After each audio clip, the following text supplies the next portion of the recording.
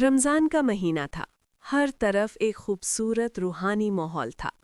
مسجدوں میں نمازیوں کی تعداد بڑھ گئی تھی، گھروں میں قرآن کی تلاوت کی آوازیں سنائی دیتی تھیں اور لوگ ایک دوسرے کی مدد کرنے میں مصروف تھے۔ اسی محلے میں ایک 12 سالہ لڑکا رہتا تھا جس کا نام احد تھا۔ احد بہت خوش تھا کیونکہ اس سال اس نے پکا ارادہ کیا تھا کہ وہ پورا رمضان روزے رکھے گا۔ یہ اس کی زندگی کے چند پہلے مکمل روزے تھے۔ اس کے ابو اور امی بھی اس کی حوصلہ افزائی کرتے تھے۔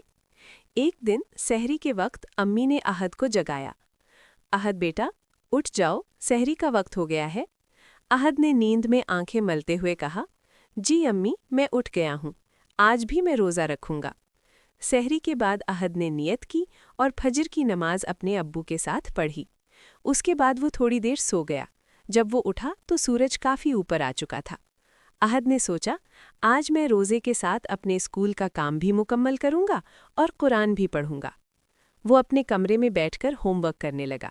کچھ دیر بعد اسے بہت پیاس محسوس ہونے لگی۔ باہر موسم بھی کافی گرم تھا۔ وہ کھیلنے بھی چلا گیا تھا جس کی وجہ سے اس کی پیاس مزید بڑھ گئی۔ دوپہر کے وقت احد گھر آیا۔ وہ تھکا ہوا تھا۔ وہ سیدھا کچن میں گیا تاکہ امی کی مدد کر سکے۔ کچن میں ایک گلاس میں ٹھنڈا پانی رکھا ہوا تھا۔ احد بہت پیاسا تھا۔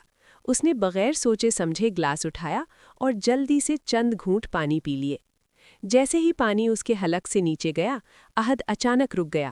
اس کی آنکھیں بڑی ہو گئیں اور وہ گھبرا گیا۔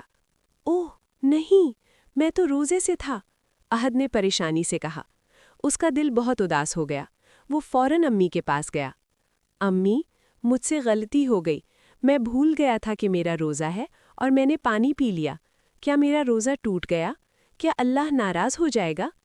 احد کی آنکھوں میں آنسو آ گئے تھے۔